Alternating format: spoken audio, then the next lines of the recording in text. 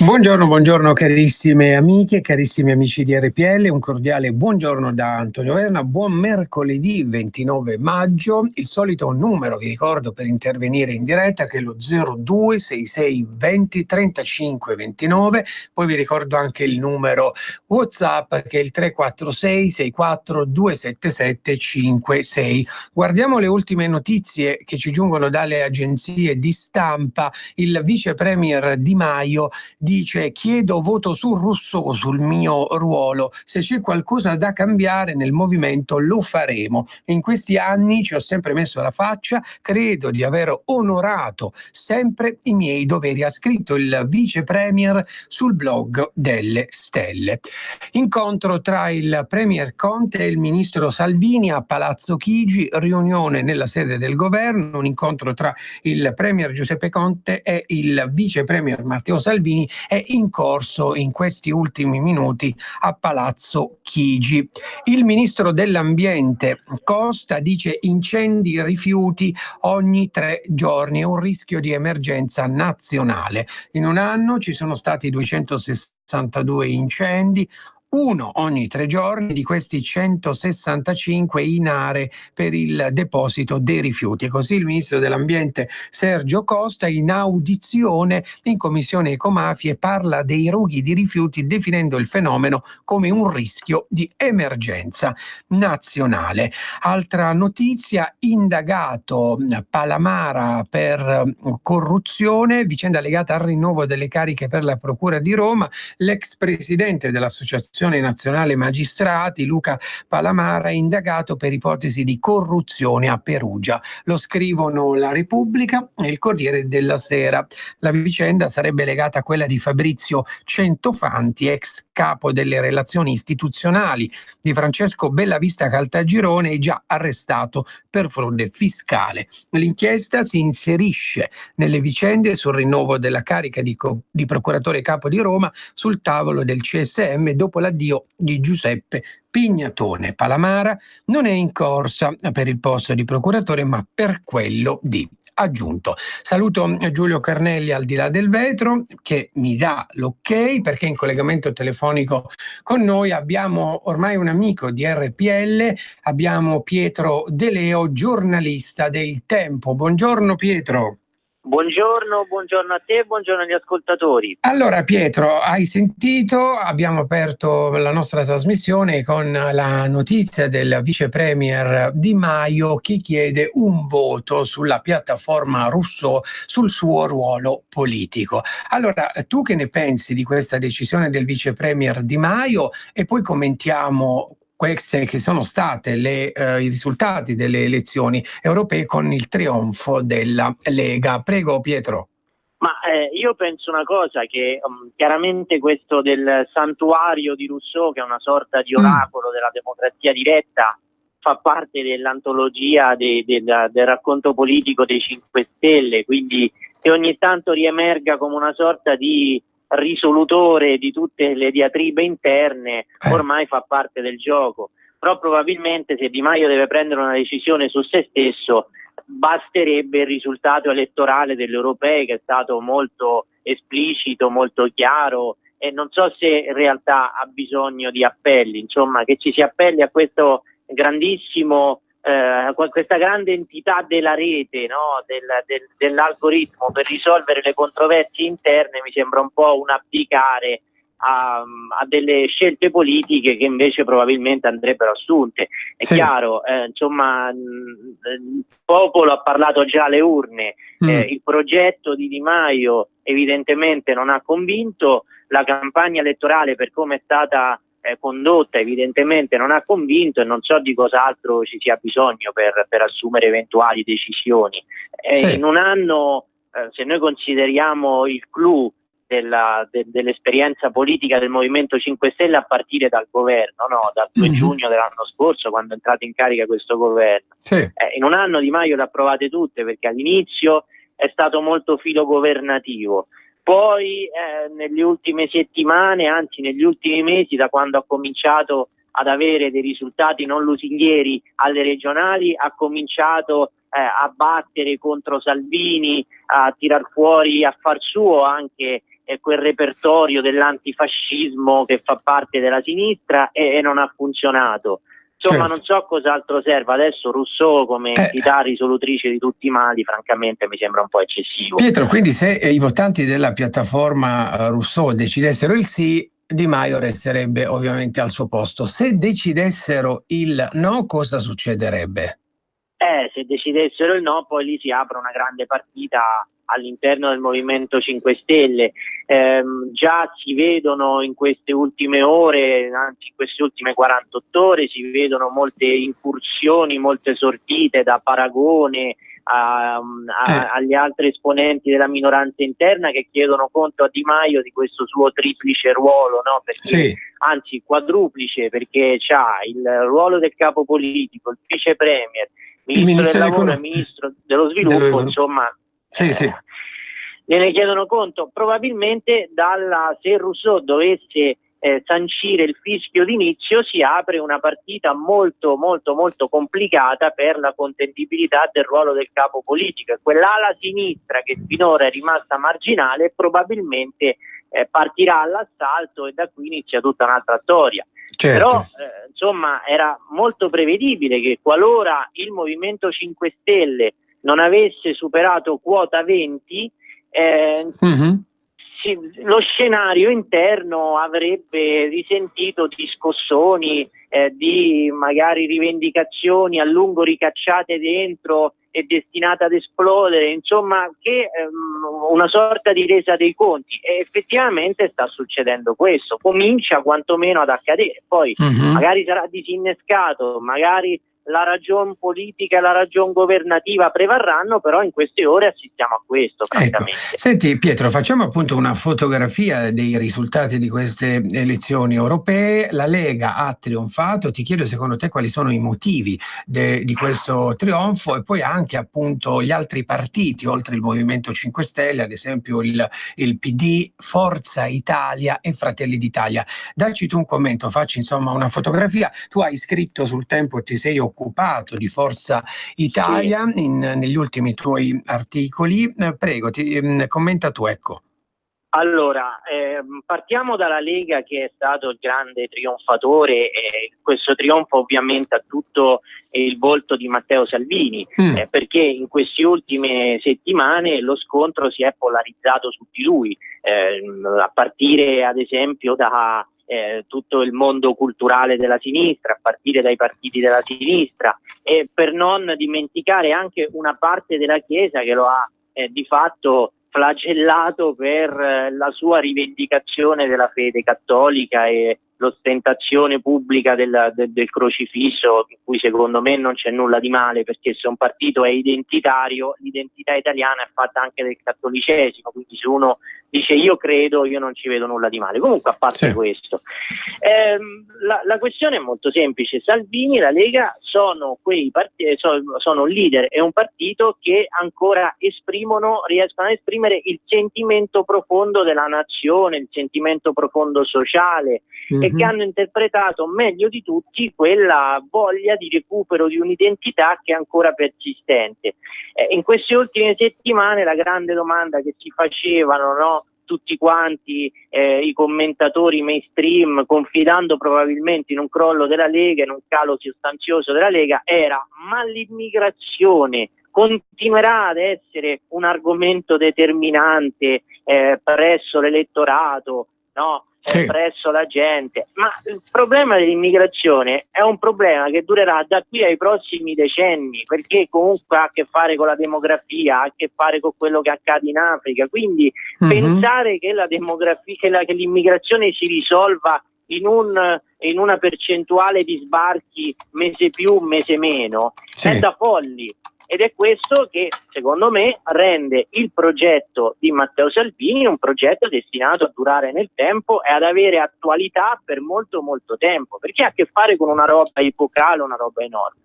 Ora certo. poi bisognerà vedere anche l'economia, bisognerà anche vedere questa nuova grammatica del dialogo che si instaurerà con l'Europa. Sì. E una cosa che io vedo, innanzitutto è il fatto che con molta ostinazione si cerca di liquidare il grande risultato ottenuto dalla Lega e da molti altri movimenti identitari e sovranisti con una sorta di fuoco a salve. In realtà io qua ho fatto due conti, ce l'ho davanti. Allora, il PPE perde 35 seggi, Sì. i socialisti perdono 40 seggi, i liberali sono gli unici che ne guadagnano, ma al suo interno hanno anche delle forze identitarie, penso ad esempio a quella di Babis in Repubblica Ceca, e poi i gruppi sovranisti e conservatori guadagnano rispettivamente 21 e 17 seggi. Certo. Poi c'è anche il grande risultato del partito di Farage, che è il partito della Brexit, quindi non è che adesso, perché magari PPE, PSE, liberali riusciranno a costruire una maggioranza, vuol dire che l'Europa va bene e che i popoli europei sono acritici, accettano l'Europa così com'è. La questione rimane tutta, secondo me. Certo. Non si può liquidare con una questione di numeri tutto quello che è il grande limite sociale, il limite culturale e anche il limite politico dell'Europa. Se continuano a farlo, probabilmente ci saranno delle conseguenze amare per tutte le popolazioni europee. Perché pensare che non sia successo niente domenica e pensare che tutto vada bene così, insomma, è un insulto innanzitutto all'intelligenza degli elettori e poi anche al contenuto della storia attuale. Senti, per quanto riguarda invece gli altri partiti, no? Incominciando dal PD, che ha preso una buona percentuale, no? Sì, ha preso il 21%, mi sembra, siamo sul 21%. Ma evidentemente il PD, dopo la grande sbornia di entusiasmo che aveva evidentemente portato alcuni elettori a votare il Movimento 5 Stelle, ha recuperato in parte una sua nicchia, una sua fetta di elettorato dei 5 Stelle e poi dall'altra ha recuperato anche la sua identità, perché qual è stato il problema? Il problema è stato che il PD ha, secondo me, sofferto su se stesso la lunga agonia del renzismo, cioè c'è stata questa fine della leadership di Renzi, intesa sia come leadership politica ma anche come leadership culturale a sinistra, che ha impiegato diversi mesi per compiersi. Ora si è compiuta, a quanto sembra, insomma, Zingaretti, anche se non sfonda, anche se comunque nei confronti ad esempio del 34% di Salvini non è competitivo, però insomma Zingaretti ha restituito dei contorni identitari molto precisi al PD, che possono essere condivisibili o meno, ma che evidentemente hanno un suo ritorno dal punto di vista del consenso. Senti, questo...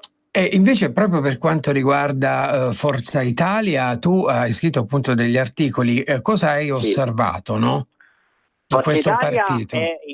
Forza Italia probabilmente sta affrontando in queste ore la sua prima grande crisi di autocoscienza da 25 anni a questa parte, perché l'unica cosa certa è il risultato individuale di Berlusconi, che ha preso 500.000 di voti, torna a Strasburgo dopo 2001, quindi dopo 18 anni, ritorna a Strasburgo, dopo 5 anni ritorna ad avere uno scranno parlamentare, perché ricordiamo che era stato defenestrato dal Senato, quindi ancora una volta l'appiglio è quello sulla figura del leader. Però poi c'è tutto il discorso retrostante, perché il 10% che era stata fissata come soglia minima di sicurezza non è stato raggiunto, si sono fermati all'8%. C'è uno scatenarsi di rivendicazioni e faide interne. adesso stanno spurgando tutte le tensioni dovute alla gestione del partito. Lì i problemi secondo me sono due. Allora, il primo è un problema di struttura, e probabilmente bisogna che per la prima volta nella sua storia Forza Italia affronti una stagione congressuale seria, ben fatta, con delle tesi congressuali precise. E la seconda cosa è disegnare una proposta ben precisa. Certo. Le tasse, la burocrazia, vogliono fare i liberali, bisogna che decidano. E di certo in questo non aiutano certe cose che sono accadute sul territorio, come ad esempio a Gela, dove la Forza Italia e il PD hanno convogliato i consensi su un unico candidato. Bisogna un attimo che decidano cosa devono fare da grandi, perché da una parte c'è l'invocazione del centrodestra da parte di Berlusconi, che ha una logica, però sul territorio ci sono anche dei movimenti che non sono molto chiari, e soprattutto poi serve una proposta politica, un punto qualificante, cioè che si concentrino sulle tasse, sulla burocrazia, una cosa, ma che sia quella, insomma. Allora Pietro, poi parliamo anche di Fratelli d'Italia. Abbiamo una telefonata, sentiamo chi c'è in linea. Pronto? Pronto Antonio, sono Pietro. Ciao Pietro, da dove chiami? Da Bergamo. Ecco, allora, sì. Ascolta, hai detto prima che il PD è andato bene, ma non è andato bene. L'ho già spiegato io a Semmi. Il PD, rispetto alle politiche del 2018, il 4 marzo, ha perso 111.000 voti. Anche se ha preso il 22 stavolta e l'altra volta il 18 qualcosa, ma in base alle percentuali, lui ha perso 111.000 voti. L'unico che ha guadagnato è stata la Lega e basta. Sì, capito? Sì, ciao. Sì. Grazie Pietro. Senti, no Pietro, non mi ricordo il nome, va bene. Pietro, per quanto riguarda invece... Pietro si chiamava anche. Allora, Fratelli d'Italia, no? Per Fratelli d'Italia che scenari si aprono?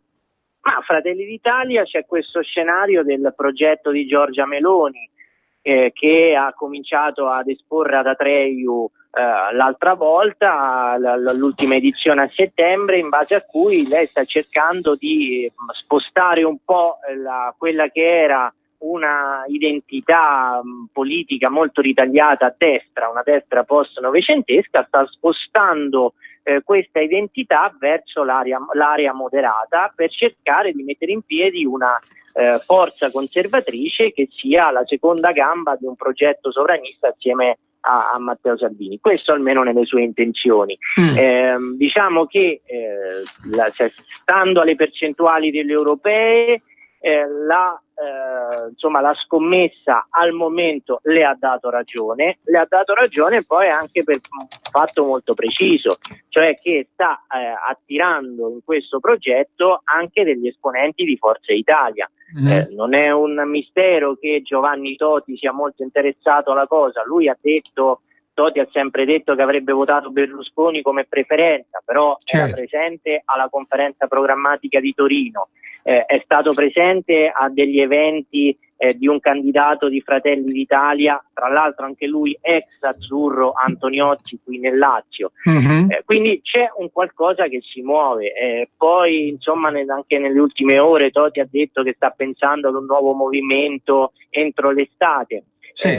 Insomma c'è uno spostamento al centro che crea senz'altro un problema a Forza Italia. E l'altro ieri Giorgia Meloni ha detto una cosa che va al di là secondo me della mera dichiarazione, perché ha detto a Berlusconi che sarebbe andato a Bruxelles a un vertice del PP e gli ha detto guarda che se vuoi se il PPE dovesse allearsi con i socialisti e con i liberali, forse è il caso che tu lo lasci e ti iscrivi ai conservatori.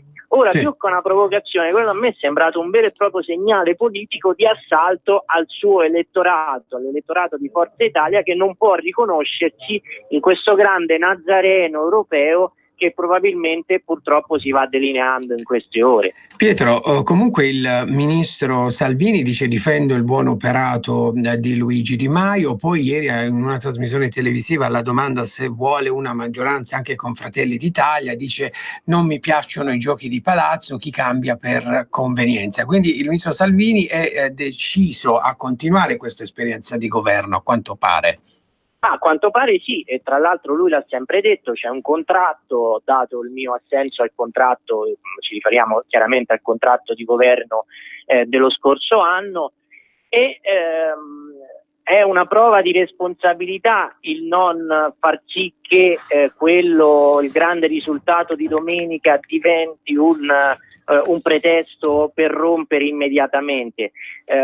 Quello che sembra, insomma, è che la sua sia una linea da uomo di governo, che però aspetta anche di capire come si illustrerà il suo partner, perché però c'è anche l'altro rovescio della medaglia. Aspettare sì, però nel momento in cui nel Movimento 5 Stelle la situazione dovesse divenire tale, no, per cui non si riesce più ad andare avanti con l'attività di governo, allora lì poi una decisione anche lui credo che la prenderà. Sì. Senti Pietro, un'ultima domanda. Questa letterina, questa famosa letterina di Bruxelles che dovrebbe arrivare, cosa c'è scritto? Cosa ci sarà scritto in questa lettera? In questa lettera probabilmente ci sarà un ammonimento per il debito. Si parla di una multa da 3 miliardi e mezzo, ma non si è ben capito se verrà comminata o meno, perché ad esempio ieri sera Moscovici, che è il commissario uscente ai conti economici dell'Unione, ha frenato molto sul punto. Però al di là del contenuto c'è un segnale che sicuramente recepiranno i cittadini con la lettura che daranno loro, cioè vince la Lega, no? 34%, e qualche giorno dopo arriva la lettera sul debito. Ora è chiaro, poi vai a spiegare alla gente che l'Europa non è burocrazia, non sono multe, non sono implicazioni economiche, no? Non è valanga di regole, e purtroppo anche in questo caso sarà forse la coincidenza dei tempi, sarà forse il dovere burocratico, ma l'istituzione di governo europeo dà la peggiore immagine di sé, cioè quella che ti fa pagare le scelte elettorali che assumi. Benissimo, allora Pietro, purtroppo siamo in chiusura. Io ti ringrazio per essere stato qui con noi, per aver commentato queste elezioni. Ci risentiamo giovedì prossimo con te, così appunto vediamo quello che succede giovedì prossimo alle 10:35. Ciao Pietro. Benissimo, grazie, ciao, buon lavoro. Grazie mille a Pietro De Leo, giornalista del Tempo. Ora andiamo in pausa pubblicitaria, giusto? Pronto? Avvocato. Mi dica. C'è bisogno di lei. L'avvocato risponde. Ogni venerdì dalle 12 alle 13 con l'avvocato Celeste Collovati. Su Radio Padania Libera. E lucevano le stelle. Sì, lo so che per realizzare tutti i progetti della Lega per l'Italia non bastano certo 2 parole, ma i 2 per 1000. Gli italiani sanno tutto e sanno pure che il codice per destinare alla Lega il 2 per 1000 è D43 e che lo si deve scrivere sulla dichiarazione dei redditi. Donar il mio solo pensiero, firma www.2per1000lega.it. Per la tua pubblicità su Radio Padania Libera, scrivi a spot@radiopadania.net. E per la radiovendita del vino buono ci colleghiamo subito con Ernestino Roveda. Ciao Ernestino. Ciao Giulio e buongiorno a tutti gli ascoltatori. Allora, io sono Ernestino Roveda, sono qua a Montubeccaria, sulle colline dell'Oltrepo Pavese, sono in provincia di Pavia. Produco la Bonarda, la Barbera, il Riesling e il Pinot Nero vinificato bianco. Questi sono i vini DOC. Poi i vini GT, la Croatina, il Rosato o la Barbieri GT. Per avere il mio vino basta telefonare al 0385 60 127. Io sono un piccolo produttore, non è che sono una grande cantina. Lavoriamo solo io e mia moglie. Comunque basta telefonare allo 0385 60 127. Poi volevo ricordare che il 9 di giugno al mio paese, a Montubeccaria, facciamo Bevi a Montù, cioè una grande rassegna enogastronomica con tanti produttori del paese, con i suoi gazebo che mettono a disposizione i suoi vini, o anche da mangiare, sono bancherelle e gli agriturismi che fanno da mangiare. Il tutto il 9 di giugno a Montubeccaria dalle 11 alle 23. Comunque per avere il mio vino basta telefonare allo 0385 60 127. Il vino in Lombardia lo porto io personalmente, nelle altre zone c'è il Corriere. Basta telefonare allo 0385 60 127. Ciao a tutti.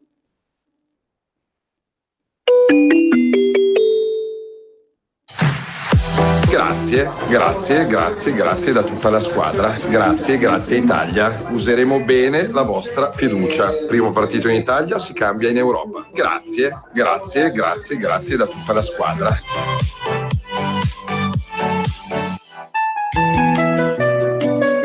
Radio Padania Libera, la tua radio.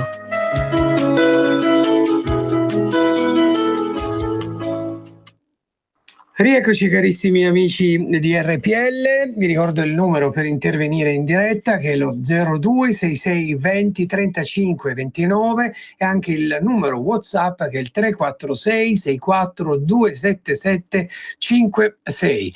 In collegamento telefonico con noi come ogni mercoledì a quest'ora più o meno Laura Cavandoli, deputata della Lega. Ciao Laura, buongiorno. Buongiorno Antonio. Allora, che si dice alla Camera oggi? È ripresa l'attività o no? Sì, è ripresa. Ieri abbiamo approvato qualche mozione importante sui pagamenti della pubblica amministrazione, ora siamo in aula, quindi probabilmente ci sarà un sottofondo, sì. E dovremmo fare il decreto urgenza per la sanità in Calabria, dove c'è un dibattito aperto, speriamo che venga risolto questa mattina. Benissimo. Senti, ma poi più tardi so che ci sarà l'incontro col ministro Salvini o no? Sì, è previsto alle 13 l'incontro di tutti i parlamentari della Lega con il ministro Salvini, più o meno in corrispondenza con l'incontro che i 5 Stelle, se ben capito, fanno con il ministro Di Maio, insomma. Ecco, senti Laura, ma hai sentito insomma questa notizia che Di Maio chiede il voto su Rousseau per il suo ruolo politico? Ho visto, ieri è stato attaccato da molti del suo gruppo, lo hanno messo in discussione per l'accumulo di incarichi, eccetera. Io credo che debbano chiarirsi all'interno e forse aprire a una soluzione, insomma, su cui può rinunciare a qualcosa che secondo me potrebbe fare bene, ma sono decisioni che lasciamo al Movimento 5 Stelle, dai. Certo. Senti, comunque ieri il ministro Salvini ha parlato di una proposta della Lega di flat tax, ovviamente 30 miliardi per la flat tax. Ci puoi raccontare un po' di che cosa si tratta, qual è questa proposta, quali sono i punti? Ovviamente Salvini continua nella direzione che ha tracciato prima delle elezioni europee, vuole portare la flat tax per tutti a un 15% addirittura per il nucleo familiare, e questo ovviamente necessita di una copertura economica perché chiaramente insomma, lo Stato si aspetta un pagamento del fisco più alto e quindi sono state riservate proprio nella contabilità statale certe risorse per coprire questa innovazione. È chiaro che la scommessa è creare gettito nuovo, quindi tassare meno per far lavorare di più e meglio le nostre imprese, i nostri professionisti, le nostre piccole aziende, insomma le nostre partite IVA e anche le grandi aziende, che quindi avranno un vantaggio commerciale dato dal risparmio della tassazione. Ecco, senti Laura, ieri leggevo che è stato approvato un emendamento allo sblocca cantieri che riguarda l'installazione delle telecamere negli asili e anche nelle case di cura, quindi siamo a buon punto adesso. Sì, in realtà questa normativa sulle telecamere negli asili, nelle case di cura, veniva dalla vecchia legislatura. Qua alla Camera l'avevamo approvato, mi sembra a settembre-ottobre, senza la totale copertura. Ora finalmente al Senato sono state recuperate le risorse per garantire progressivamente, è chiaro che non sarà una cosa da un giorno all'altro, però progressivamente nel giro di 3 anni le somme, e quindi si potrà dare attuazione a questa normativa fin da settembre, ecco. Sì. Ed è un grosso passo avanti di civiltà, anche perché chiariamo non ci sarà una diretta su quello che succede nelle case di cura, negli asili, ma semplicemente le forze dell'ordine saranno abilitate ad affidarle, a utilizzarle quando avranno delle segnalazioni. Ecco, benissimo. Senti, Laura, poi ieri c'è stata anche una dichiarazione di Romeo, capogruppo al Senato, che dice se Rixi venisse condannato rimane al suo posto. Su questo tu che ne pensi? Io sono sempre stata garantista, quindi su questo concordo chiaramente con quello che ha detto il capogruppo Romeo e penso che tutta la Lega sia stata garantista, anche perché insomma, adesso lo danno per condannato, in realtà il sottosegretario lì è imputato in un processo e sta difendendo e vedremo cosa dirà la sentenza. È chiaro che finché non c'è una condanna definitiva non si capisce perché debba essere tolto dal suo carico, dal sottosegretario, una persona che è validissima e che si è speso per il ponte di Genova ma anche per tutte le infrastrutture in Italia. Per noi, specialmente della Lega, è il punto di riferimento del Ministero delle Infrastrutture. Sì, benissimo. Laura, abbiamo una telefonata, sentiamo chi c'è in linea. Pronto, buongiorno. Pronto? È caduta la linea. Sono Massimo. Ah no, ecco, ciao Massimo, prego. No. Pronto? Sono Marco, volevo sapere il Giorgetti quando parlerà del federalismo fiscale e se l'onorevole mi può delucidare sul federalismo fiscale. Benissimo, allora c'è una conferenza stampa, chiedo a Giulio dalla regia alle 12, la mandiamo in onda, no? Allora la manderemo in onda alle 12 e Laura appunto sul federalismo fiscale, sull'autonomia, secondo te insomma a che punto siamo? Sicuramente il risultato elettorale delle elezioni di domenica hanno dato un po' una volta.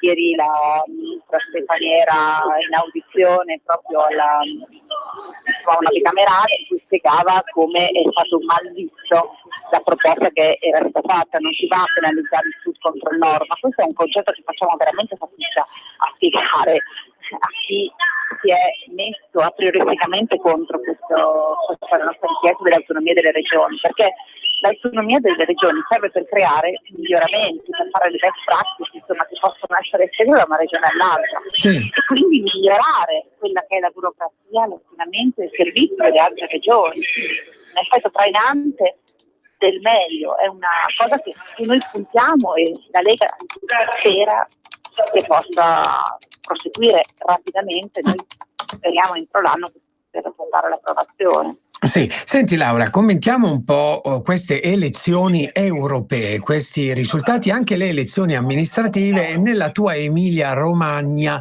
che si dice anche? Quali sono stati i risultati di queste elezioni? Prego.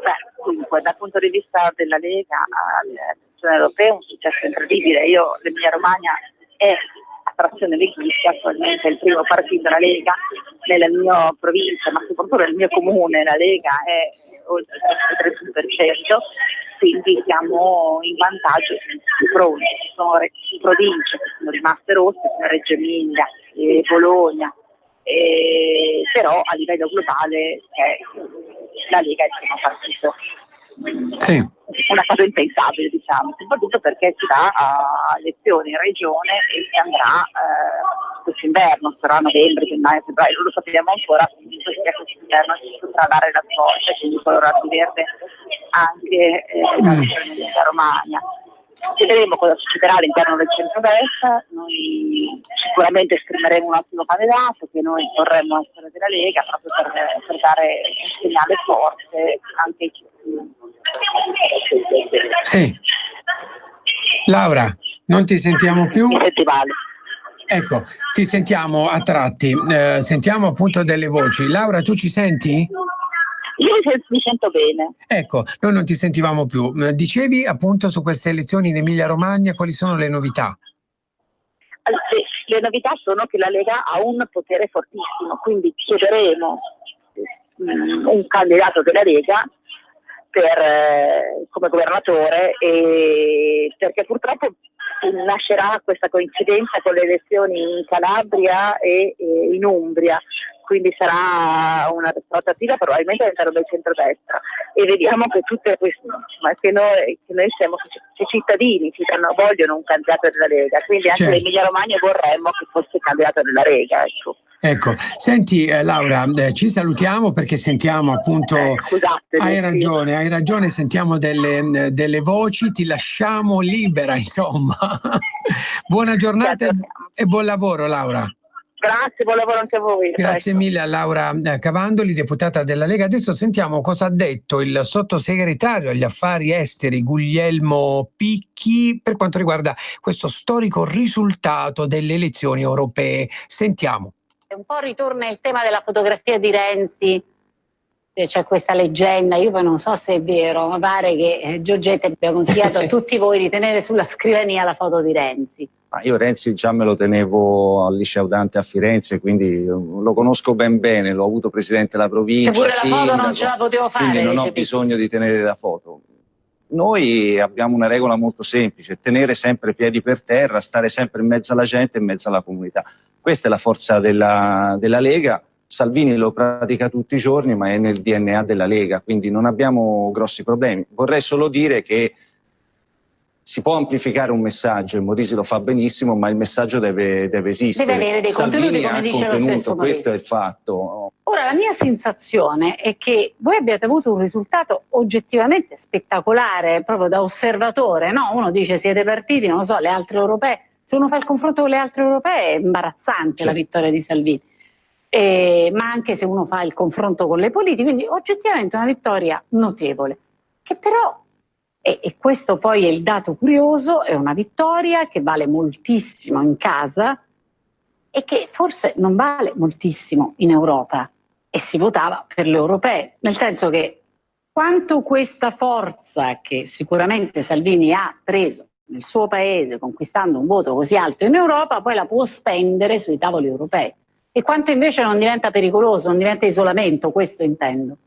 Di isolamento quando le filiere produttive italiane sono interconnesse con tutte le manifatture d'Europa, l'isolamento non c'è de facto. Questo è un fatto. Avere un interscambio commerciale con la Germania di 130 miliardi fa sì che i nostri sistemi manifatturieri, industriali, produttivi sono talmente integrati che le difficoltà italiane si ripercuotono sulla Germania immediatamente, quindi gli altri paesi europei non hanno alcun interesse economico, possono averlo forse, voglio dire, mediatico o politico, ma non hanno l'interesse economico a andare contro l'Italia.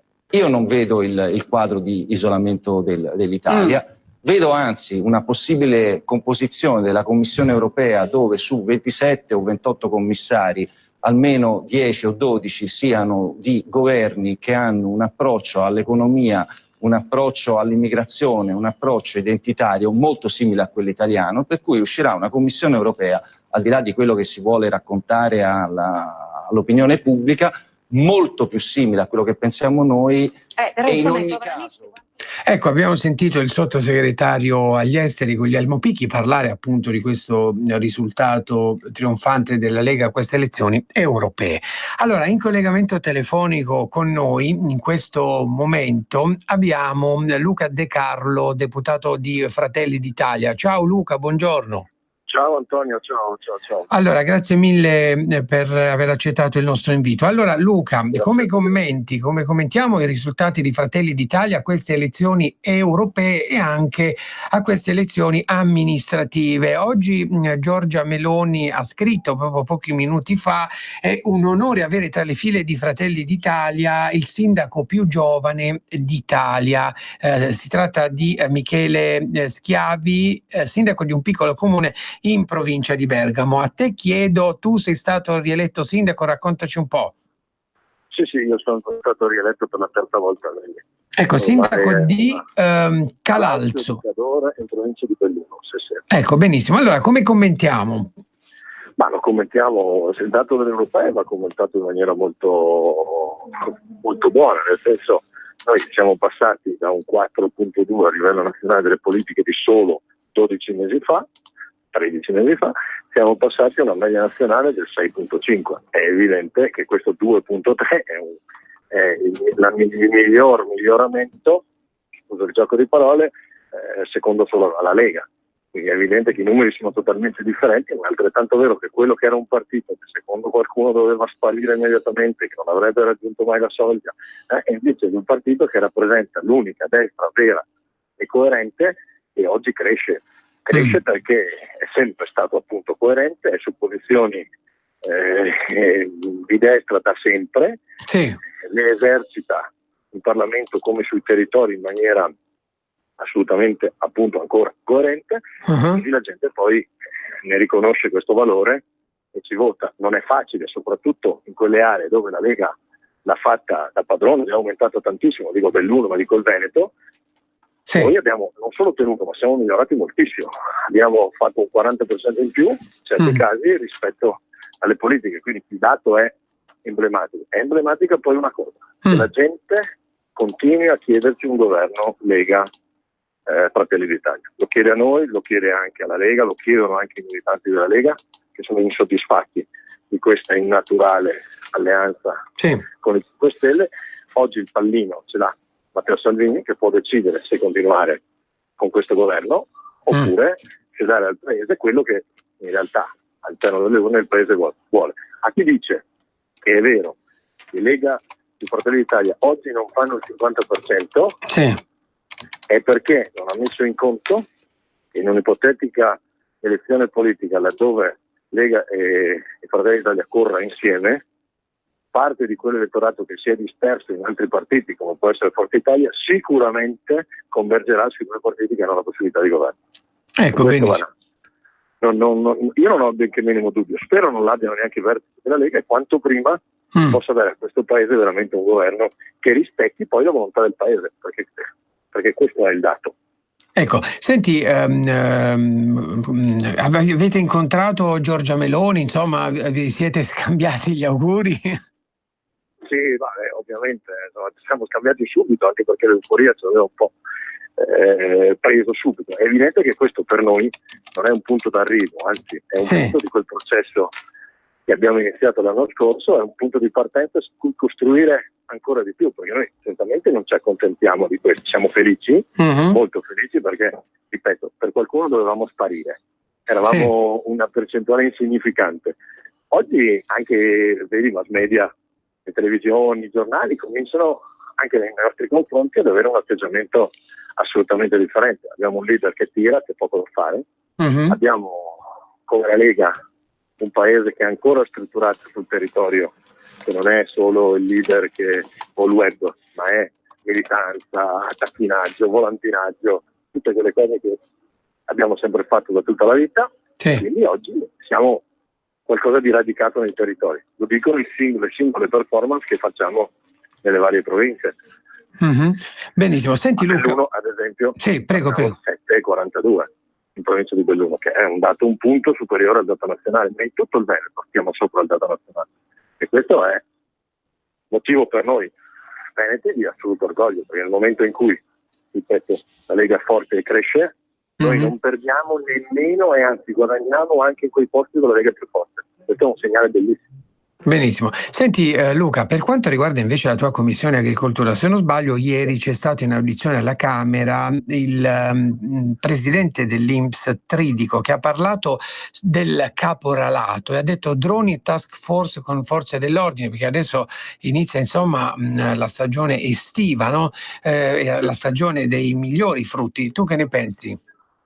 Io penso che il caporalato vada contrastato in qualsiasi forma, perché il lavoro deve avere la sua dignità. Non è ammissibile che in certe zone d'Italia viga assolutamente l'anarchia totale e ci siano persone che si sostituiscono allo Stato, si sostituiscano ai centri per l'impiego, si sostituiscano e costituiscano dei veri schiavisti. Questo non è possibile e questo va assolutamente combattuto. Noi siamo assolutamente dalla parte delle forze dell'ordine, della giustizia, conosciamo il problema, sappiamo che non è di facile soluzione, perché a volte è l'agricoltura stessa che è costretta a ricorrere a questi, perché i prezzi che vengono pagati al produttore sono i prezzi ridicoli rispetto a quelli che troviamo poi nei supermercati, ma è altrettanto evidente che non possiamo ammettere che ci sia illegalità.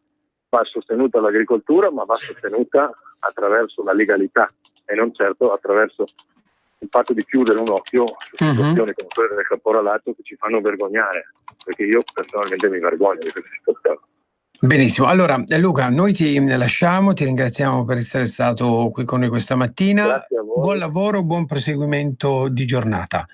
Grazie a voi, ciao, arrivederci. Ciao. Grazie mille a Luca De Carlo, deputato di Fratelli d'Italia. Adesso in collegamento telefonico con noi sono molto contento di risentire Daniele Capezzone, commentatore della Verità. Ciao Daniele, buongiorno. Buongiorno a te e agli ascoltatori. Grazie mille per aver accettato il nostro invito. Allora, Daniele, chi meglio di te può farci una fotografia di quelle che sono state queste elezioni europee, di quello che deve succedere adesso, no? Come ci si riorganizzerà in questi giorni? Allora, prego, ti lascio la parola. No, faccio velocissimo, perché in realtà c'è da fare i complimenti a voi, alla Lega, a Matteo Salvini per un risultato eloquente, premiato dagli elettori, e anche per la gestione della fase post-elettorale, nel senso che mi è sembrata una mossa intelligente da parte di Salvini non fare quello che si sarebbe fatto, diciamo così, nella vecchia politica, cioè fare il giochino del rimpasto, quanti ministeri vuoi, quanti sottosegretariati vuoi, ma mettere in campo un'agenda di cose, cioè, caro Di Maio, la Lega ti chiede flat tax, autonomia, decreto sicurezza, eccetera. Quindi da questo punto di vista tutto ineccepibile.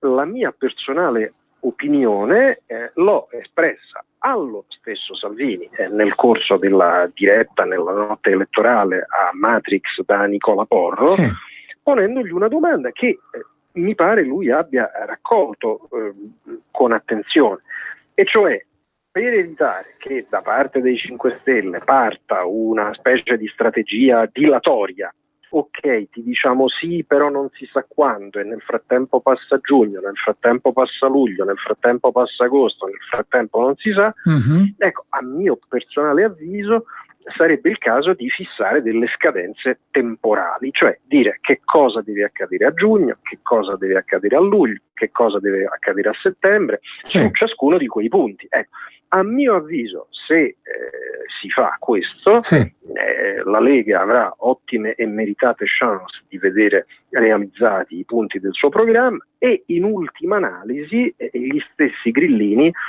potrebbero cercare di scrollarsi di dosso quella etichetta da signor no, che secondo me ha fortemente danneggiato Di Maio e tutto il loro movimento.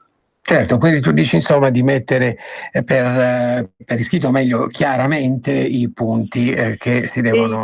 I tempi. Cioè, per capirci, il decreto sicurezza quando lo vara il Consiglio dei Ministri? Questa settimana? La prossima? Non è un giorno in più, un giorno in meno, ma fissare questo punto. Secondo, la flat tax va nella manovra? Benissimo, e allora si facciano gli step da qui al 15 ottobre alla presentazione della manovra, cioè cercare di abbinare a ciascun titolo una data, patti chiari, amicizia lunga, perché altrimenti, qui ci vuole, il rischio è che poi le abitudini della vecchia politica trionfino. E quali erano le abitudini della vecchia politica? Che ti dico di sì, caro Antonio, ti dico di sì, e poi dopo però diventa nì, poi però aspettiamo, quest'altra cosa la facciamo più avanti, ora non è possibile, e ti trascino nelle sabbie mobili. Certo, senti Daniele, abbiamo una telefonata, sentiamo chi è in linea. Pronto?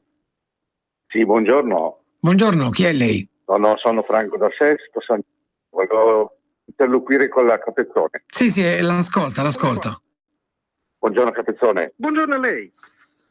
Ieri sera l'ho visto in TV, è meraviglioso.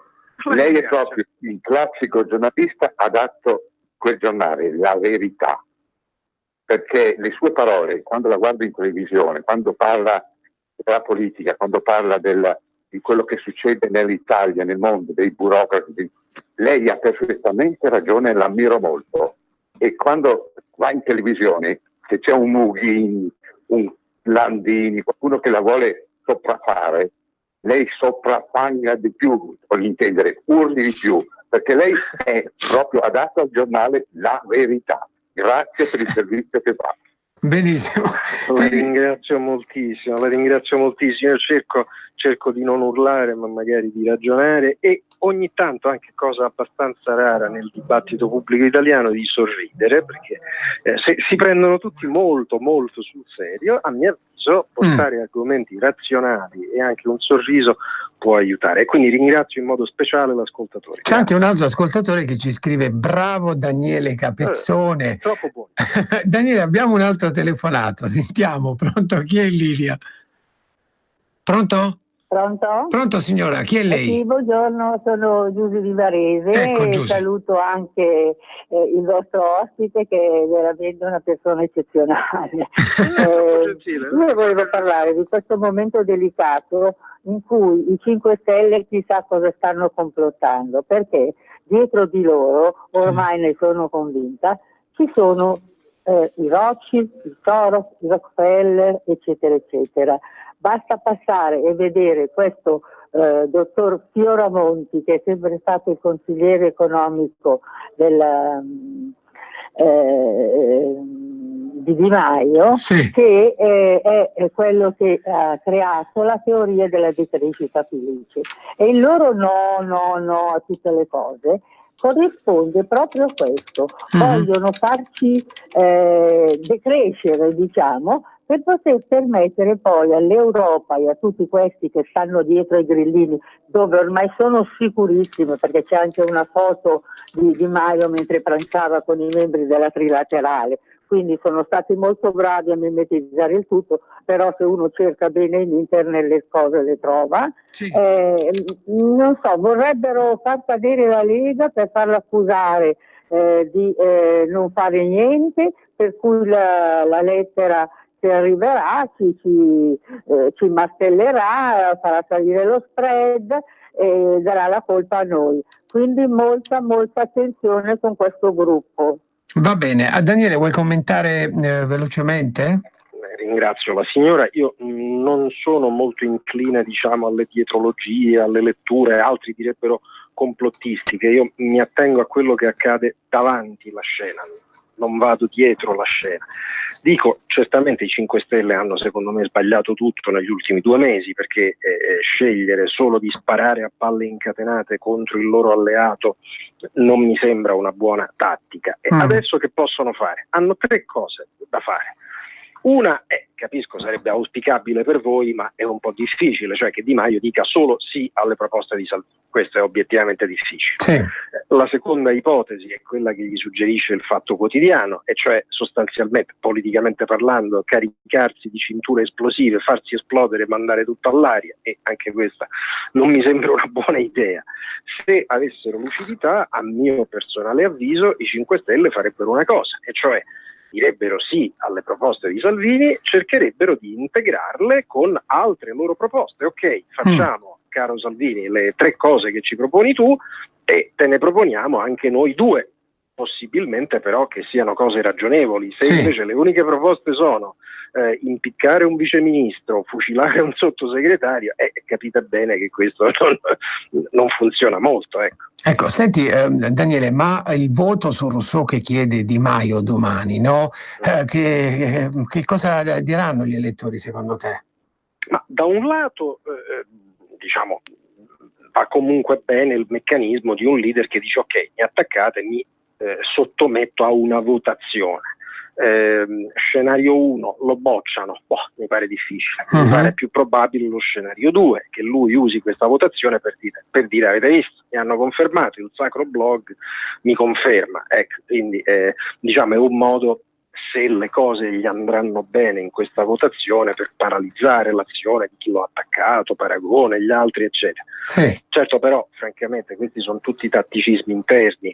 La sostanza è, caro Di Maio, tu non puoi pensare di rispondere al successo leghista solo con cose interne e organizzativistiche, dovresti tirar fuori delle proposte positive che interessino agli italiani. Il problema, lo dico da osservatore esterno, è che oggi io non vedo in termini di policies, cioè di proposte politiche, 1, 2, 3 proposte grilline forti che possano essere oggi utili al Paese. È solo un no generale, no TAV, no questo, no quello. Francamente spiatto piange. Allora Daniele, ti chiedo di rimanere con noi altri massimo 5 minuti, subito dopo la pausa pubblicitaria. Molto bene. Grazie. Adesso va a destra, 300 metri dritto, poi il semaforo. Certo che fai sempre la stessa strada tu, ma non hai voglia di cambiare. Chi ha parlato? Sono io, la Digital Radio, quella che ha cambiato il modo di ascoltare la radio con il sistema DAB+. È ora di cambiare. Vivi tutta la magia della Digital Radio. Se stai per cambiare auto, chiedila con il sistema DAB+. Dal 2019. In tutte le auto nuove. Dibidi dobidi DAB. Anche Radio Padania è in Digital Radio.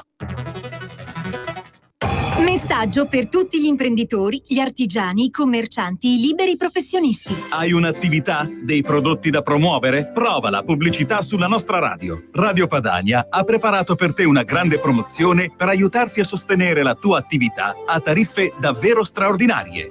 Informati, vedrai che si può fare. Mandaci una mail all'indirizzo spot@radiopadania.net. Con Radio Padania si può fare. Sono Giovanna, Mondoflex. Voglio presentarvi una nuova promozione Mondoflex, un materasso in memory ergonomico a 2 strati, completamente sfoderabile, a soli 199 euro. Con Mondoflex dormite sonni tranquilli. Vi aspetto! A Treviolo e a Melzo, il sabato orario continuato. Mondoflex reti e materassi. A Treviolo, Melzo, Monza, Erba, Crema, Castelmella, Briscia e Desenzano del Garda. Mondoflex, fornitore ufficiale Atalanta Bergamasca Calcio. Per la tua pubblicità su Radio Padania Libera, scrivi a spot@radiopadania.net. Grazie da tutta la squadra. Grazie Italia. Useremo bene la vostra fiducia. Primo partito in Italia, si cambia in Europa. Grazie da tutta la squadra. Rieccoci carissimi amici, in collegamento telefonico con noi abbiamo Daniele Capezzone. Daniele, oggi è la giornata delle telefonate. Allora, sentiamo chi altro c'è in linea. Pronto? Pronto, buongiorno signora. Buongiorno, complimenti a te Antonio. Grazie mille, come si chiama lei? Io sono Antonietta, parlo da Treviso, è andata bene Treviso, benissimo, vero, con le votazioni. Allora, che cosa vuoi chiedere a Daniele? Io niente, vorrei solo complimentarmi con l'onorevole, perché è una persona di una signorilità unica e condivido in pieno le sue idee e anche il suo essere vicino a noi della Lega. E in ultimo devo dire che è anche un gran bell'uomo. Daniele, oggi qui c'è qualcosa che ti riguarda troppo. Ringrazio molto la signora. Ci sono solo 2 notizie imprecise. L'ultima sulla mia bellezza è chiaramente falsa, e anche la mia vicinanza alla Lega, no, io non ho per essere di partito, ho lasciato l'arena politica, certo, però rinnovo qui i complimenti a voi, al vostro leader, per le campagne che state facendo e che sono premiate in modo eloquente dall'opinione pubblica. Grazie signora, davvero. Senti Daniele, il 2 giugno è alle porte, praticamente domenica ci sarà la parata. Tu hai intervistato alcuni giorni fa il generale Roberto Bernardini. Cosa ti ha detto? Il tema di questa parata è inclusione. Ti spieghi cosa vuol dire? A saperlo, nel senso che vale per il generale Bernardini, vale per altri importanti ufficiali, si sono, diciamo chiaramente, lamentati per questa scelta un po' cervellotica della ministra Trenta. Ma che vuol dire parlare di inclusione rispetto alla parata militare? No, lo dico con grande serenità. Assisteremo anche quest'anno al solito spettacolo, le crocerossine, gli infermieri, tutto, per carità, tutto rispettabilissimo, ma è una parata militare che ha sempre meno di militare, con i poveri soldati, diciamo così, costretti a essere solo una piccolissima parte di un presepe che contiene molte altre cose. Non chiamatela più parata militare, ma se fai invece una parata militare, al centro ci devono essere le forze armate e basta con questa ipocrisia, le missioni di pace. Non è che un esercito diventa una ONG, perché altrimenti basta chiamare Gino Strada, no? Ci sarà una differenza tra i paracadutisti e Gino Strada. Daniele, un'altra telefonata e poi ti lasciamo. Sentiamo, pronto? Pronto? Sono Marisa dalla provincia di Treviso. Ciao Marisa. Oggi Treviso impazza, mi pare. No? Sì. Volevo ricordare a Daniele Capezzone che noi ci eravamo sentiti tanti anni fa. Ricordate quel famoso referendum sull'iscrizione ai sindacati? Sì. Ok, che lui era ospite a Rossonero del conduttore Swirner. Sì. No, io sono sempre a fare la volontaria per il solito patronato, continuo a fare le revocche perché per il referendum proprio non si è portato a casa niente e nulla, no? Comunque ringrazio Daniele Capezzone per quello che è oggi. Certo. E una cosa sola, vorrei fare un bel boccione alla Salvini. Buona giornata a tutti. La ringrazio molto. Allora, grazie. Daniele. Non c'è domanda, ma solo un ringraziamento da parte mia. Benissimo. Senti Daniele, di cosa ti occuperai in questi giorni, questi altri giorni qui di fine settimana, ecco? Ma realisticamente staremo per un verso sul pallone del confronto Lega 5 Stelle e per altro verso su questa partita veramente oscura che Bruxelles comincia a giocare contro l'Italia un'altra volta, cioè anche questa storia senza precedenti per cui in 48 ore vogliono la risposta a una lettera, per la prima volta potrebbero adottare una procedura contro un paese sul debito. A me sembra veramente una provocazione. Ecco, voglio sperare che un po' di lucidità ci sia a Bruxelles. Uno può avere apprezzamento o no per l'Italia, apprezzamento o no per il governo italiano, ma francamente usare il post voto per, tra virgolette, processare i vincitori del voto a me sembra una follia. Benissimo, allora Daniele, ti ringraziamo veramente oggi per essere stato qui con noi e per tutte queste telefonate. Ringraziamo i nostri radioascoltatori, ci sentiamo prossimamente con te, buona giornata. Ma grazie a te caro Antonio, alla vostra radio, al vostro movimento. A presto. Grazie mille a Daniele Capezzone. Adesso chi abbiamo? Un ascoltatore, pronto? Sì, io parlo da Messina. Ciao. Volevo consigliare a Radio Padania, Padania, Lega, sì, Padania, quello che ha detto Cottarelli, sì. Quanto riguarda la TAD, che lui sostiene che ci vogliono 40 milioni di euro. Ma però non lo dicono 40 milioni di euro in quanto si devono spendere in 10, perché per fare la TAB ci vuole ancora 10 quindi per finirla, perciò questi 40 milioni di euro come dice dove ti trova Zappini 40 milioni di euro per la TAB, ma 40 milioni di euro stiamo parlando di 15-20 anni prima di finirla. Va bene, grazie mille. Allora, non so se Giulio mi dà l'ok. Sì, allora mi dà l'ok. Abbiamo in collegamento telefonico con noi in questo momento la dottoressa Federica Zanella, deputata di Forza Italia. Buongiorno, dottoressa Zanella. Buongiorno a voi, grazie per l'invito e buongiorno a tutti i radioascoltatori. Grazie mille per aver accettato il nostro invito, la presento molto velocemente. Lei è stata presidente del Corecom Lombardia, in questa legislatura fa parte della Commissione Trasporti, Poste e Telecomunicazioni. Leggo dalla sua biografia che da anni si è occupata di tutela dei minori sul web e anche di altre tematiche, quindi di web reputation e di altre tematiche di cyberbullismo che riguardano il cyberbullismo e il sexting. Ci può raccontare un po' di che cosa si tratta? Ecco. Assolutamente sì, come dicevate, diciamo che in Lombardia siamo diventati un po' un benchmark per tutto quello che inerisce il cyberbullismo e la tutela dei minori sul web. Per quanto concerne il sexting, non so se avete seguito nei mesi scorsi, siamo riusciti grazie a un mio emendamento a far diventare reato il sexting e il revenge porn. Cosa significa? È la lesione più feroce della persona sul web. Noi sappiamo che la dignità della persona ovviamente ora è quanto mai legata a quella che è la sua immagine digitale e ovviamente per quanto concerne il sexting l'introduzione di foto, video fattispecie lesive, ma anche commenti lesivi della dignità di una persona, appunto, che hanno un rebound straordinario grazie al web, spesso inducono qualche giovane anche a una, diciamo, atto estremo, ovvero il suicidio. Purtroppo ci sono stati tanti esempi di questo tipo.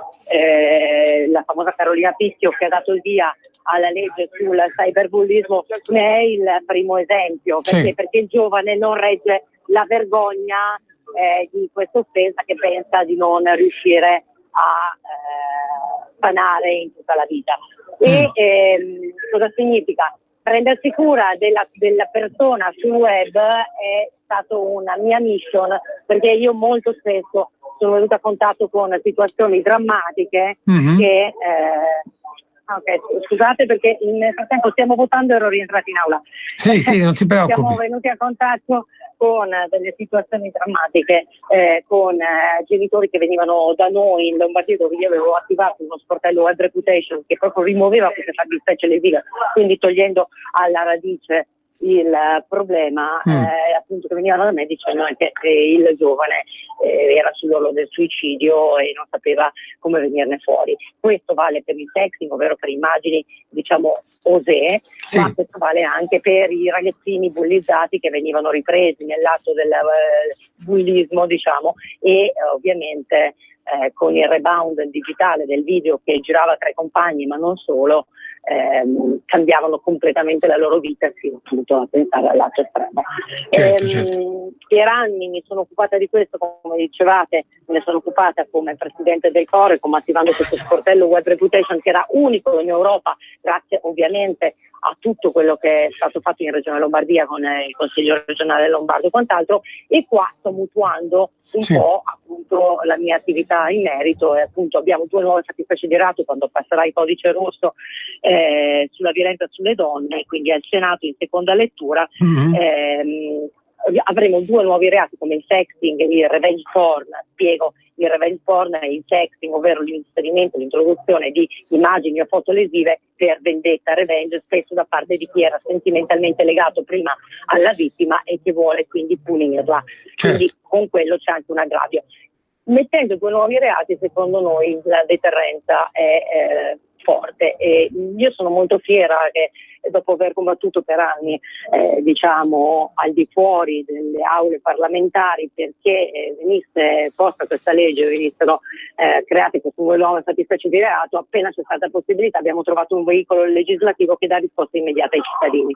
Di questo sono particolarmente soddisfatta, anche perché insomma è stato condiviso da tutta la maggioranza ed è stato un emendamento che poi alla fine è passato all'unanimità. Chiarissima, dottoressa Zanella. Lei fa parte della Commissione Trasporti, no? Quali sono le novità di questa commissione? Ho letto che lei ha anche presentato insomma una proposta, o no? Io ho presentato più proposte, sia per quanto concerne, io mi sono sempre occupata di tutela dei consumatori, quindi ho presentato una proposta per quanto concerne la trasparenza nelle tariffe telefoniche. Cosa significa? Che spesso noi facciamo un abbonamento che prevede un certo tipo di costo e poi alla fine ci troviamo 7, 8, 10 euro in più al mese, perché ci sono delle somme per i servizi ancillari. Faccio l'esempio della segreteria telefonica che devi togliere perché sennò ti viene computata, tutta una serie di questi servizi ancillari che spesso la gente non sa di poter togliere. Allora, sempre rifacendomi alla mia esperienza precedente di presidente dell'autorità di controllo per le telecomunicazioni, in cui dirimevamo le conciliazioni con le compagnie delle telecomunicazioni, ricordavo questo fatto, perché ci sono tante signore che magari a fine anno si trovano 50, 60, 70 euro in più, che incidono fortemente, soprattutto quando prendono magari una pensione minima, sui costi insomma di gestione della loro vita quotidiana, e che non riuscivano a trovare il riscontro, perché in effetti le tariffe ancillari che vengono messe sono legali, ma sono subdole. Quindi io dico trasparenza.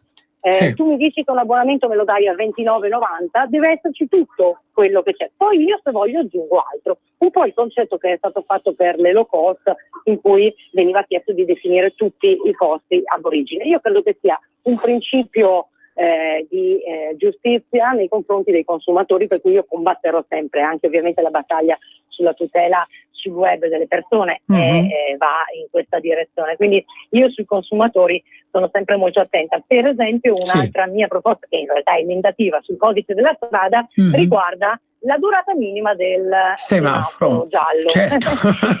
Sì, allora, prego. no, perché adesso noi siamo... Allora, è ovvio ed evidente che un sacco di comuni hanno fatto cassa facendo una cosa, riducendo la durata del giallo a 1 o 2 secondi e mettendo delle belle telecamere su quei semafori. Cosa succede? Che uno vede giallo, passa e le 2 ruote dietro ovviamente vengono prese quando è già rosso. Quindi scattava la sua bella fotografia.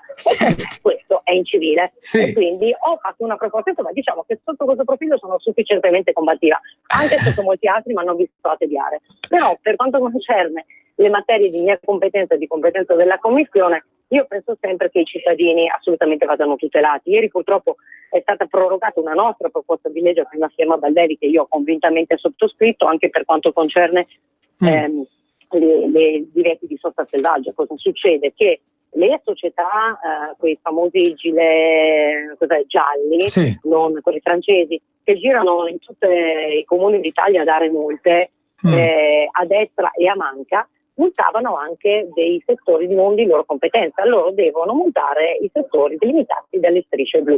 Quindi il cittadino che si detta una multa per altre motivazioni sul tram, sulle strisce pedonali, eccetera, da questi soggetti non può essere multato. E noi abbiamo fatto una proposta di legge che delinei proprio e circoscriva le loro capacità di azione. Ovviamente molti comuni sono insorti perché fanno ben cassa con queste cose, e noi comunque sempre in onore della trasparenza per la tutela dei cittadini, diciamo, abbiamo portato avanti questa proposta di legge, e devo dire questa unanimemente condivisa anche con la Lega. Ma tante di queste battaglie, scusate, ci tengo a dirlo perché io ovviamente ho lavorato in Regione Lombardia con tanti colleghi della Lega con cui lavoriamo benissimo qua, e queste materie sono sempre state assolutamente condivise, sia il cyberbullismo, la tutela sul web, sia queste della trasparenza per i cittadini. Ecco. Benissimo. Dottoressa, abbiamo una telefonata, sentiamo chi è in linea. Pronto, buongiorno.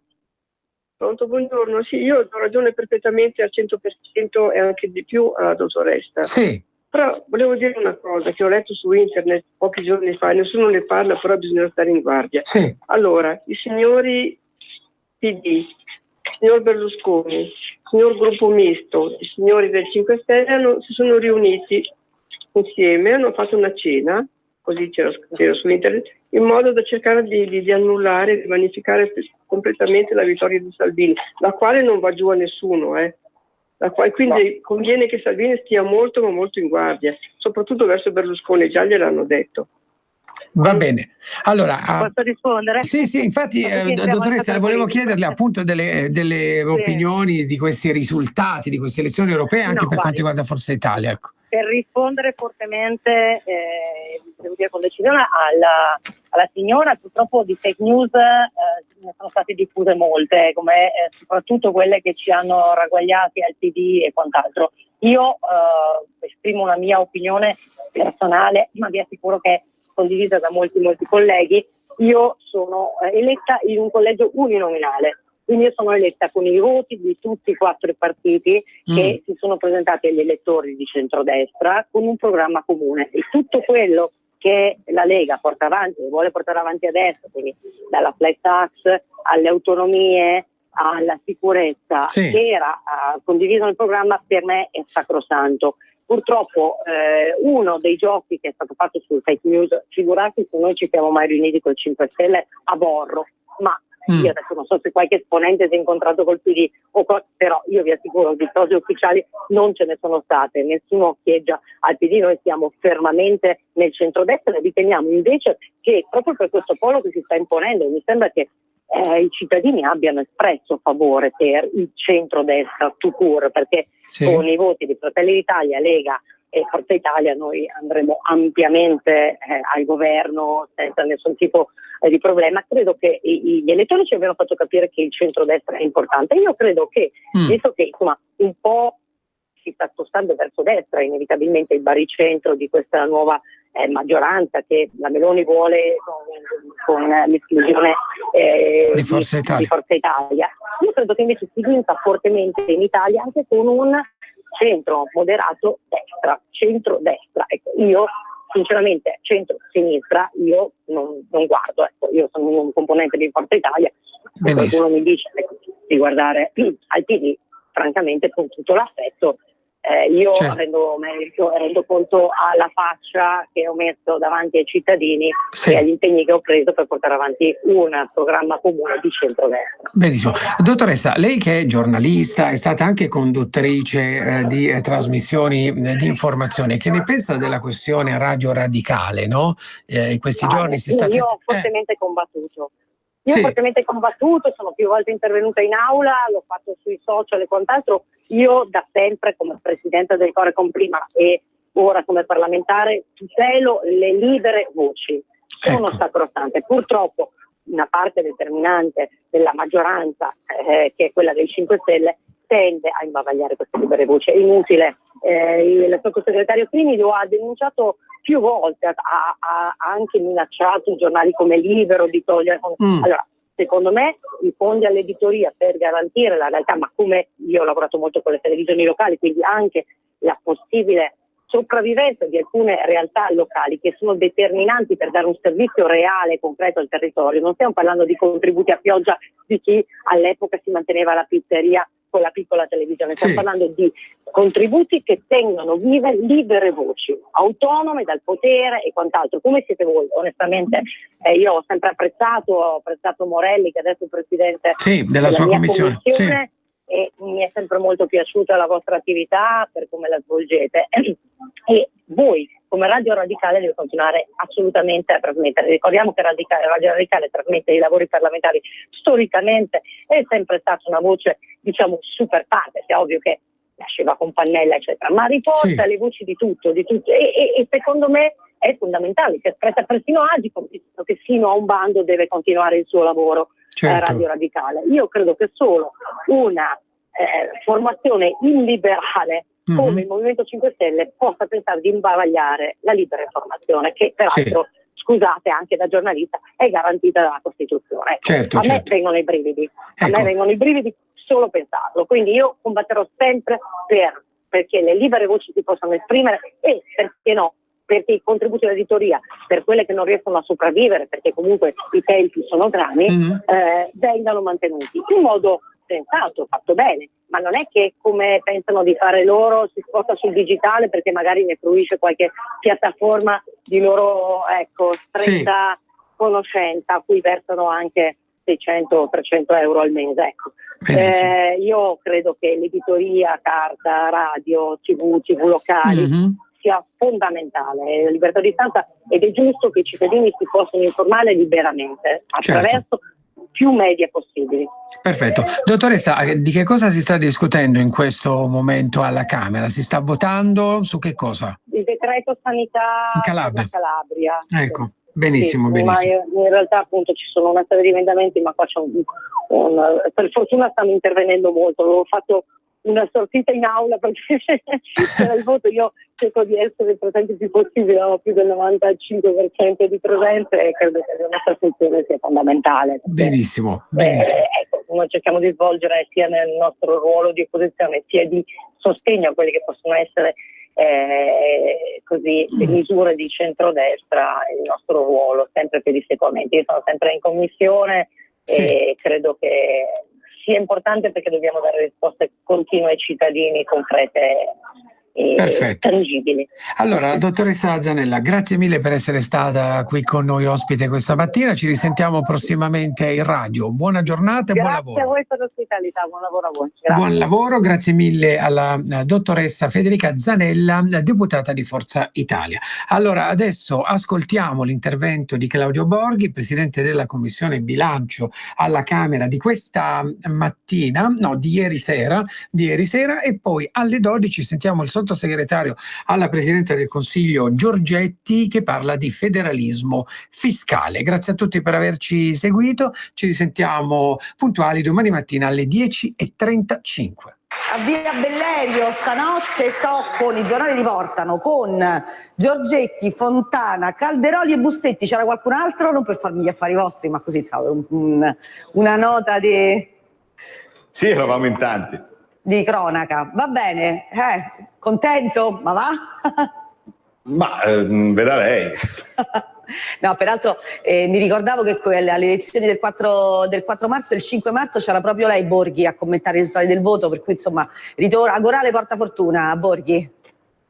Ma infatti, ma oltretutto loro sanno che io dormo pochissimo e quindi mi hanno detto, allora domani alle 7, cioè oggi alle 7 vai tu a cominciare a fare le interviste e poi vai ad Agorà. Quindi va bene, meno male. Ho dormito 3/4 d'ora. Va bene, comunque la vedo ancora presente a se stesso, che mi sembra un bene per il programma e per il paese. Borghi, allora che cosa cambia da domani in poi? Perché pensiamo prima all'Europa, cosa cambia? In realtà i sovranisti non hanno scarse possibilità di entrare in un governo dell'Unione. Ma allora, innanzitutto governo dell'Unione bisogna ragionarci su. Io ho visto diciamo degli spicchi che venivano del Parlamento nuovo, diciamo così, che a me non tornano più di tanto, perché faccio un esempio così che mi balza all'occhio, perché facevo proprio due conti così sull'angolo della busta. 28 seggi circa dovrebbero essere, uno più uno meno, dovrebbero essere quelli della Lega. 23 sempre circa uno più uno meno dovrebbero essere quelli del Front National. 22 quindi solo con quelli fanno 50, solo con quelli fanno 52. Io vedevo indicato il nostro gruppo a 58, abbiamo altri 10 partiti, non so, Alternative for Deutschland mi pare che ne faccia 10. Alternative for Deutschland ne fa 11 secondo lei. Ne fa 11, ecco, vedete, quindi già soltanto con quelli lì andiamo a 63, quindi secondo me non sono proprio giuste quelle infografiche. Ce l'abbiamo la grafica di Romagnoli? Perché non so se ce l'abbiamo, il Camembert come l'ha chiamato lui, eccolo qua. Vede, lì è marcato 58, siamo a 63 solo con 3 partiti. Sul palco di Milano ce n'erano 11. E in più oltretutto abbiamo già dei contatti aperti. Salvini si è sentito stanotte con Farage. Certo. Adesso, il quale Farage dovrebbe essere ha preso 29 seggi con una percentuale del 31,71. E questo con tanti fondando saluti un partito da insomma in poche settimane. Peraltro mi sembra di capire, Borghi... Attenzione, questo però è importante anche perché fa capire bene come le narrazioni che ci hanno dato in questi anni erano ovviamente delle grandi bugie, perché io da quando c'è stato il referendum sulla Brexit sento i mezzi di informazione più o meno a rete unificata raccontare la favola degli inglesi che sono pentiti, degli inglesi che vorrebbero tornare indietro, degli inglesi che ormai sono tutti a favore del Remain, e invece guarda caso si crea un partito Brexit e in poco tempo ha la somma sia dei laburisti che dei conservatori. Che peraltro in Inghilterra c'è pure chi dice che in realtà il Corbyn avrebbe pagato la non troppo netta opposizione alla Brexit, cioè è stato molto ondivago, perché anche lì, anche Corbyn sappiamo non è che sia propriamente un europeista secondo come la intendiamo noi. Allora Borghi, peraltro poi la Lega è anche il primo partito fra i sovranisti comunque, perché se siamo al 34 quello... rischia di essere il primo partito del Parlamento Europeo, perché a meno che non si faccia la somma di CDU CSU. Ma non c'è il partito 38... di Orban, c'è Orban che sta più del 50%. No, ma Orban è piccolino, cioè certo, in termini di numeri, ho capito, ok, perfetto, ma è certo, giusto. Giusto. Quindi rischia